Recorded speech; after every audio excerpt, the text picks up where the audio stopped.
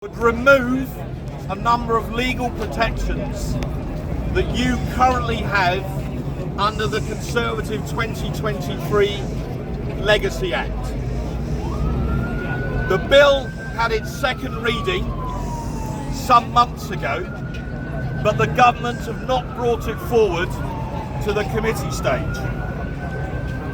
They promised that at that stage they would table a number of amendments that would help you.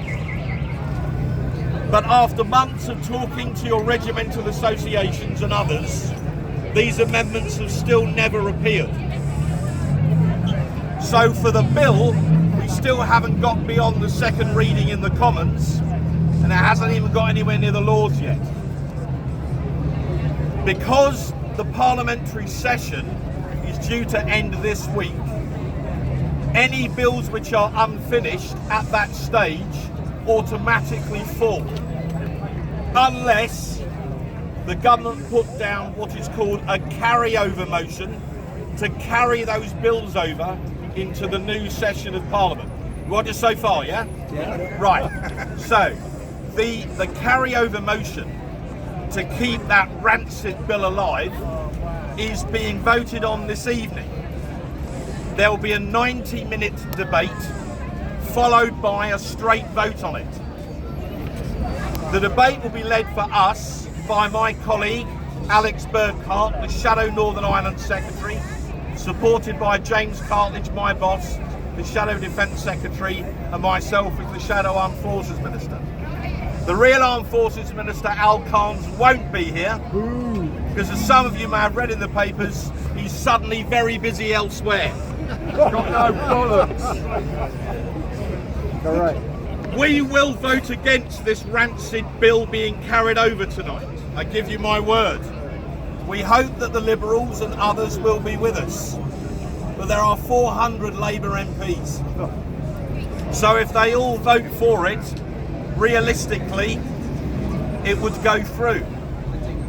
But if the Armed Forces Minister has found a convenient way to abstain, then why should any other Labour MP have to vote to do Sinn Féin a favour? Which is really what this is all about.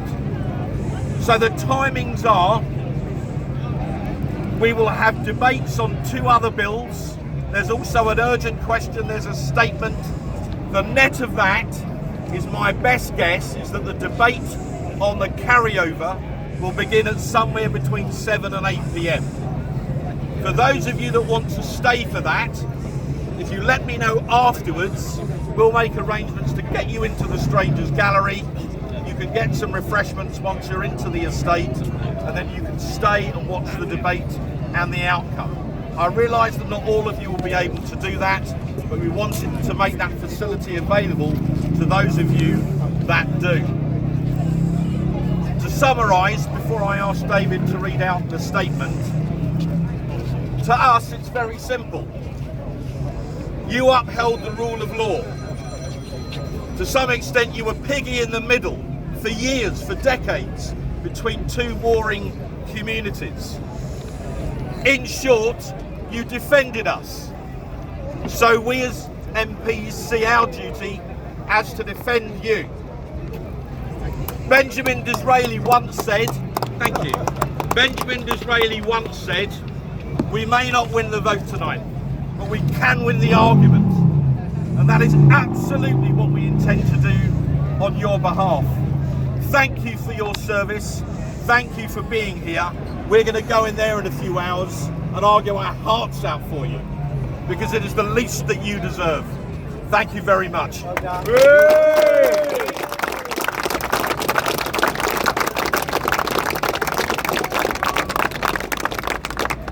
My colleague David Davis would now like to read out an important statement on behalf of Soldier B.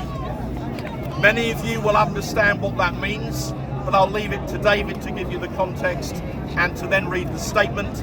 If there are any questions afterwards about any aspect of this, please find David and I at the end.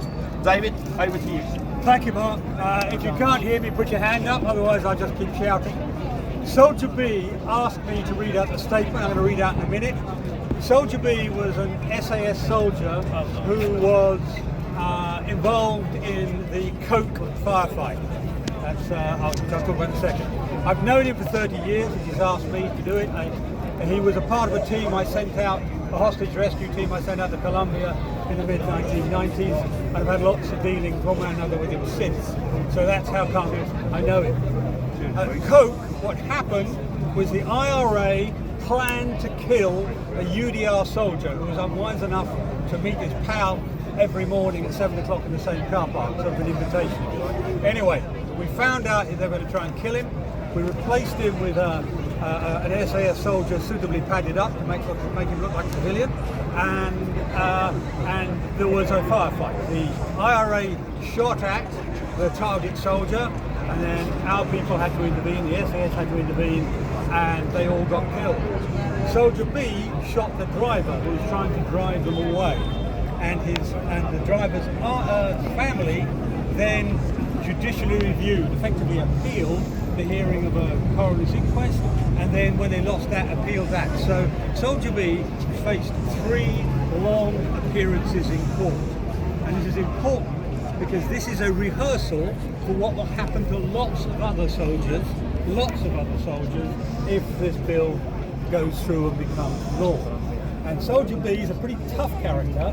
Normally the soldiers are advised not to say anything, to stay out the witness box. Soldier B said, forget my language, sod that, I'm going to take this on. And he appeared in the witness box, I think on 3 different occasions, and made it plain. And what the judge said at the end of it was, we are being asked to review in slow motion, indeed in freeze frame, decisions made in the heat of battle. And it should not have been brought before me, indeed it should not have got legal aid. So that's the backdrop. And Soldier B was so cross about this that he decided to provide this statement. Right? He decided to provide this statement. So I'll read it out to you. My Crown Service within Her Majesty's Armed Forces, and specifically the UK Special Forces Group, for nearly 3 decades was an absolute honour. I and my colleagues felt proud protecting our nation. We were often called upon to do the hard yards. We did what we were tasked to do quietly and efficiently to protect the citizens of the United Kingdom. Throughout my military career, the organisation, UK Special Forces, upheld the strict principles of lawful conduct while being subjected to extreme life-threatening danger. We acted at all times in strict legal observance, which provides the truth of one's commitment. The terrorists did not. They murdered innocent civilians from the shadows and disappeared. There is no accountability for their actions, and they killed 90% of the victims of the Troubles. However, in the last several years, I and many colleagues have been subjected to misuse of the legal system in Northern Ireland, which has led to legal cases lacking any credible evidential basis. These highly adversarial legal processes, as opposed to the normal inquisitorial inquiry, were nothing more than a cynical attempt to change the narrative of history, which rightly placed the murderous actions of terrorists at fault. Numerous of my brave colleagues and their families have had to endure extremely difficult times dealing with these constant, spurious accusations long after retiring from military service some 30 or even 40 years ago. The stress and the strains on families and individuals is not to be underestimated. I invite this consideration. As UK SF soldiers spent their careers protecting this country, our freedoms and rights, abiding by our strict laws, now is the right time to protect their futures from cynical exploitation of the judicial processes, as I have experienced over the past few years. Enough, I say. Cases should be screened by a Supreme Court judge and only allowed to proceed where there are reasonable prospects of success, to prevent the abuse I have experienced happening to others. Legal aid should be transparent. We should know who has authorised its grant and on what basis. We should have the right to challenge that decision. There needs to be accountability and transparency. The present system permits cases to be brought with no chance of success. Allegations of murder have been made in this context. Those doing this walk away with no accountability. That is not right. Signed, Soldier B. Hear, hear.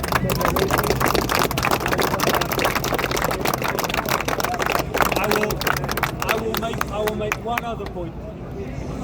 As I said, I've known Soldier B. I keep stopping myself and saying his real name. I've known Soldier B for 30 years. I know him like I know a brother. And he is committed to the rule of law. He's not looking for an exemption for soldiers. He's not looking for some special deal. He's looking for fairness and justice. Fairness and justice, which means not being harassed over and over again in a system where the process is the punishment. He stands up more for justice in this country than Lord Hermer ever did. Yeah. So just remember this, gentlemen and ladies and gentlemen, we are the defenders of justice in this. We are the defenders of our citizens' rights. We are the people who've got right on our side. Never forget that, and we'll win this rancid battle. Yes. Yeah. Ladies and gentlemen, I was the GOC in Northern Ireland from 1985 to 1988. I'm probably the only one who has seen so many years. I was there on the streets of Belfast in the early 70s. I know that no soldier got out of bed in the morning saying, I'm going out to kill somebody. That's what the IRA did. Yeah. We do not like being judged on the same basis as they are. But we kept records of what we did. We can produce records when we're asked to. That gets our soldiers into trouble with the courts.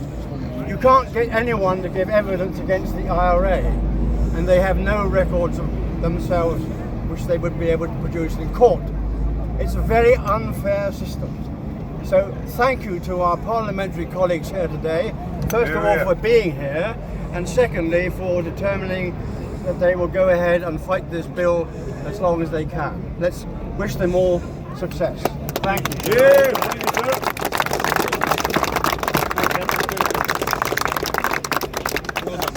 Folks, most of you know me. There's just one thing I want to say to you all. Right now, in Belfast, in the Belfast court, there are 4 veterans starting the process of prosecution for alleged wrongdoings as part of the MRF. Now, they're due up at court in the magistrates' court, I believe, on the 17th or the 18th of May. It's hard to tie this one down, they're keeping it very quiet. But I can assure you, as soon as I find out when it is, I'll be right there at the court with them. So it's still ongoing. Right on, Paul. Yeah. And gents, a quick word from my boss, the Shadow Defence Secretary, and then lastly from my colleague Stuart Anderson, who is an Operation Banner veteran himself, as well as being a Tory MP. James. Well, very, very simply, on behalf of Kemi and the Shadow Cabinet, she will hope to see you later if possible. One simple message, which is all of you have done your duty for your country. Today it falls to us parliamentarians to our duty for our country, which is to protect those who protected us and did so valiantly. We have tried to appeal to MPs from other parties. I hope some of them do at least abstain, if not vote with us, because it's an incredibly important cause. We are in a world with war on 2 fronts. What an extraordinary thing to do in that situation, to chase our own veterans through the courts and send a terrible message to all those who serve today. The message we send is, we've got your back, we'll be voting with you in our minds, and we will do our bit for what you did for your country, and I thank you very much from the bottom of my heart. Well done, sir. And lastly, Stuart Anderson, who is an Op Banner veteran. Thank you for everyone coming today. This is a hugely important day. We will be doing everything we can to get that message across. I was a teenager when I was a young rifleman deployed to Belfast for 18 months during the Troubles.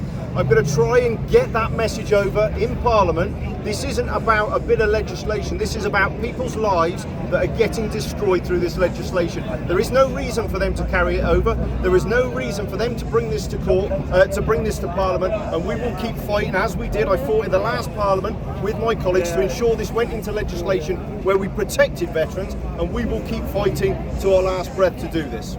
Yay! So, ladies and gentlemen, thank you for coming to the Mother of Parliament. If I can add one All right, thing. so just a sec. If for anyone who wants to go into Parliament and listen to the debate, again, as I say, it might not come on till 7 or 8 o'clock, but if anybody wants to do that, I'm going to be at the back just over there in a few minutes.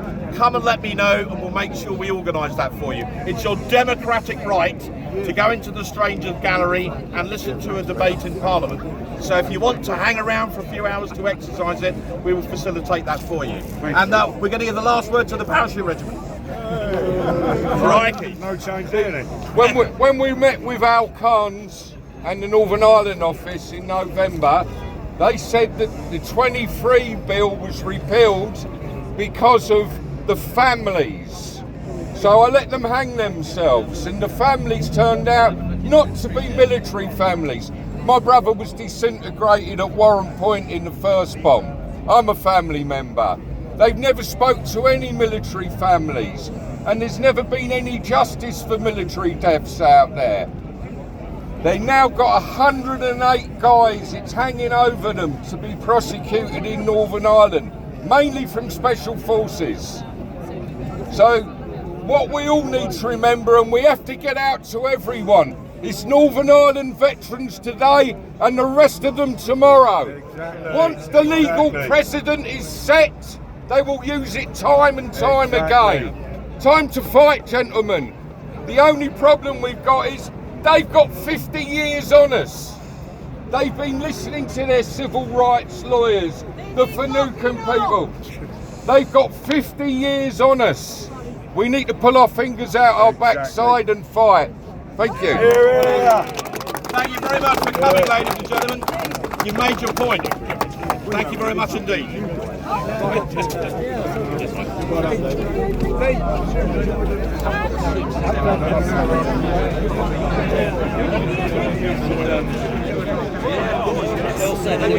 Give me 5 minutes. Right? That's a nice head. That's a nice head.